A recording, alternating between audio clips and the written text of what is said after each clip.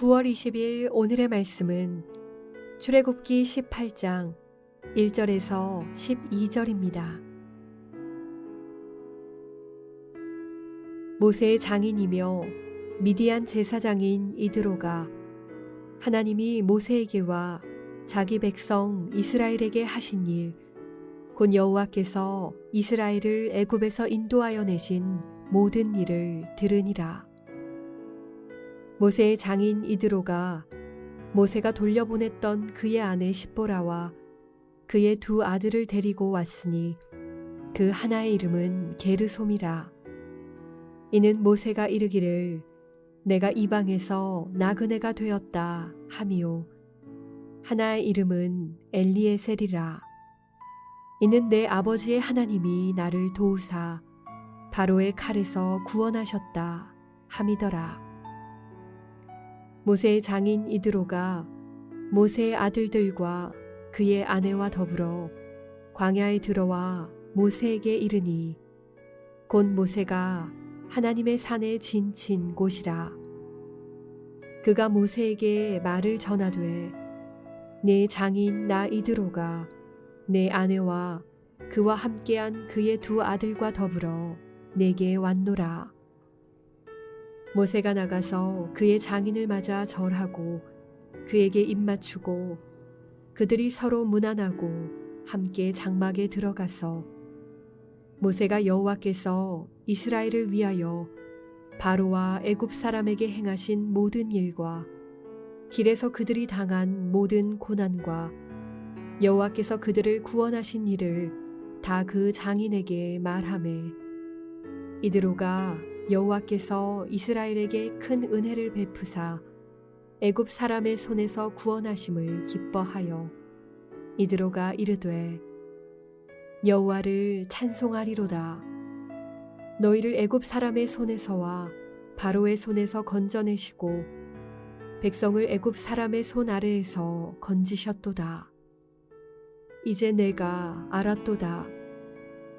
여호와는 모든 신보다 크심으로 이스라엘에게 교만하게 행하는 그들을 이기셨도다 하고 모세의 장인 이드로가 번제물과 희생제물들을 하나님께 가져오매 아론과 이스라엘 모든 장로가 와서 모세의 장인과 함께 하나님 앞에서 떡을 먹으니라.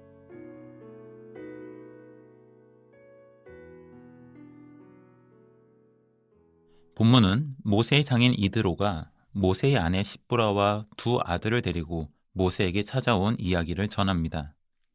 어떤 이들은 과연 십보라와 모세의 두 아들이 언제 이드로에게 갔는지를 궁금해할 수 있겠지만 출애굽기가 중요하게 다루고 있는 것은 두 아들의 이름과 그 의미에 있는 것 같습니다.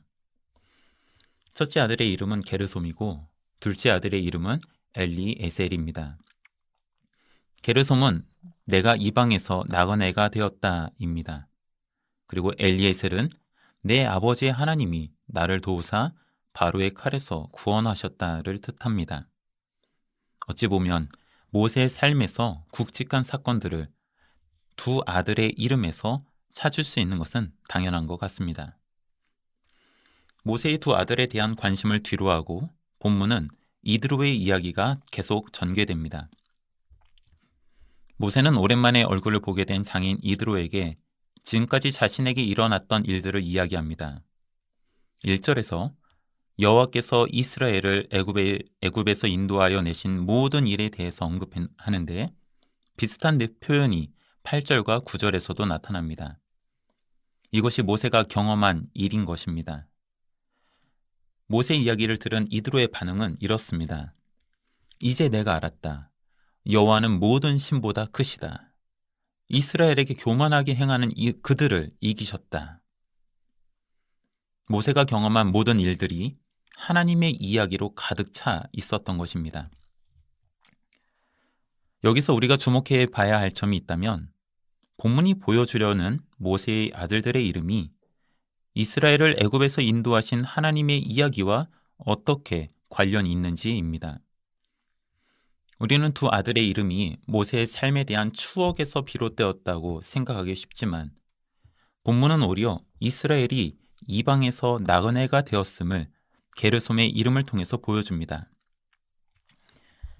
창세기는 이스라엘과 그의 가족들이 어떻게 가나안을 떠나 애굽으로 갔는지를 설명해 줍니다. 그곳에서 이들은 요셉의 도움으로 정착하게 됩니다. 그리고 출애굽기 초반은 이스라엘 자손들이 어떻게 귀빈해서 종으로 전락하게 되었는지를 보여줍니다.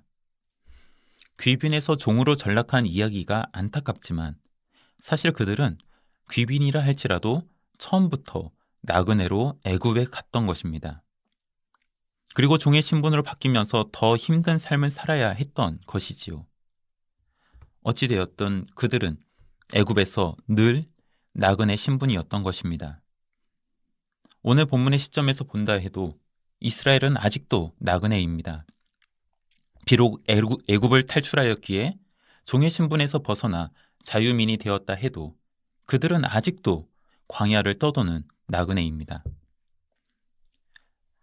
둘째 아들의 이름은 또 다른 메시지를 전해줍니다. 내 아버지의 하나님이 나를 도우사 바로의 칼에서 구원하셨다는 엘리에셀의 이름은 출애굽기 초반에 등장하지 않습니다.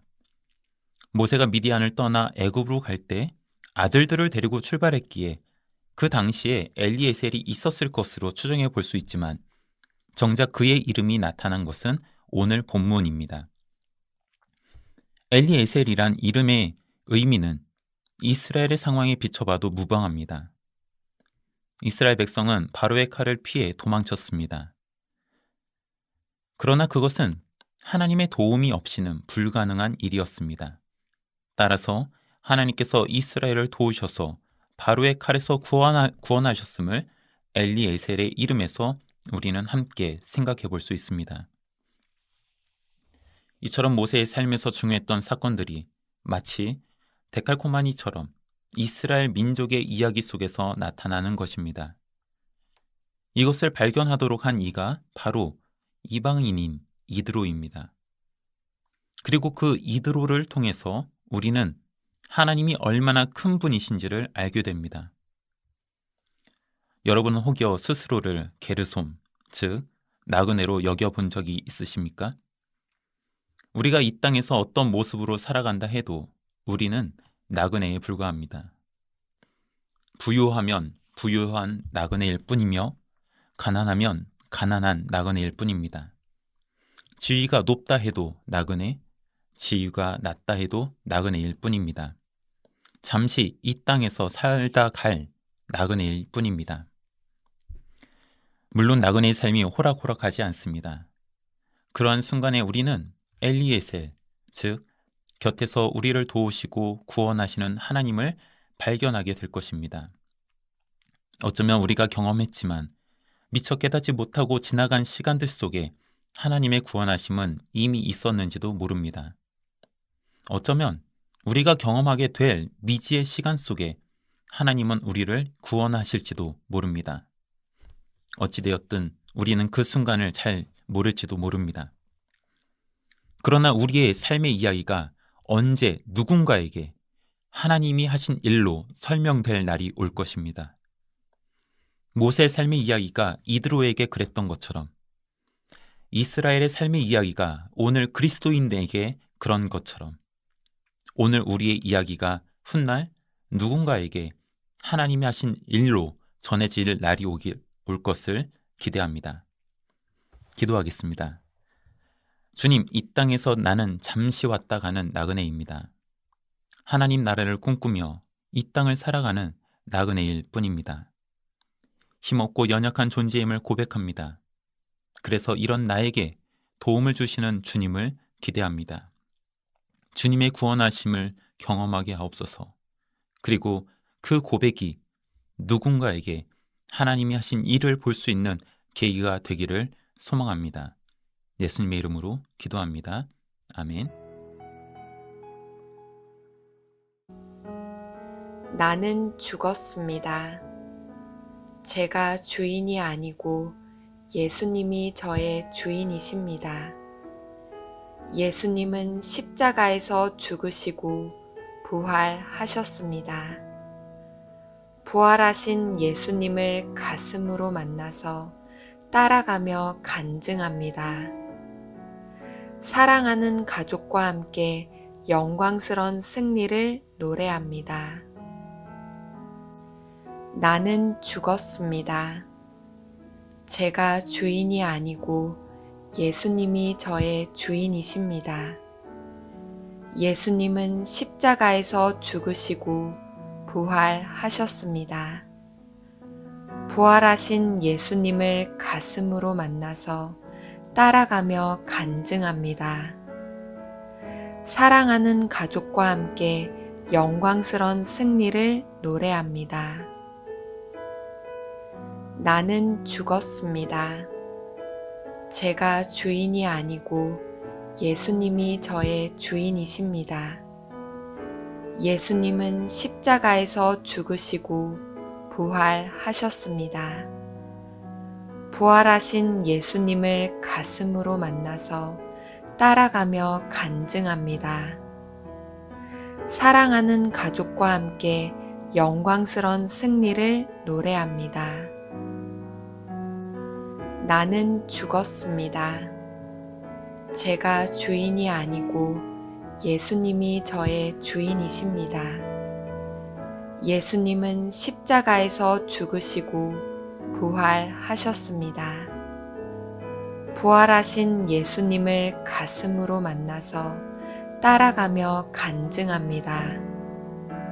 사랑하는 가족과 함께 영광스런 승리를 노래합니다. 나는 죽었습니다. 제가 주인이 아니고 예수님이 저의 주인이십니다. 예수님은 십자가에서 죽으시고 부활하셨습니다. 부활하신 예수님을 가슴으로 만나서 따라가며 간증합니다. 사랑하는 가족과 함께 영광스런 승리를 노래합니다.